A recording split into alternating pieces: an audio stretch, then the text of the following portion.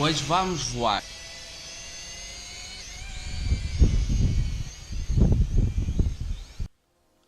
Olá pessoal, PT Drones daqui para uma demonstração de voo e de comandos básicos do UTogether. Muito simples, muito fácil, um comando bastante simples também, um aspecto barato, mas é o que podemos ter com este preço. Botão ligar, levantamento automático, aterra automático, os botões de ajuste do drone, ajusta para a frente, ajusta para trás, ajusta para a esquerda, ajusta para a direita, o nosso botãozinho para tirar fotografias, gravar vídeo, caso seja o vosso drone de câmera, o ligar e desligar as luzes do drone e o retorno automático a casa. Aqui em cima temos o botão da velocidade, um toque, velocidade a 60%, outro toque, 3 bips, faz com que o drone voe a 100% da sua velocidade. Neste aqui temos o botão dos flips para fazer 360 graus e por aí fora. Portanto, bastante simples, bastante fácil e vamos só colocar aqui a bateria num rápido no nosso drone, ligá-la. Após conectarmos aqui o cabo JST, vamos fechar aqui esta tampinha, às vezes é meio difícil. Primeiramente ligamos o nosso comando,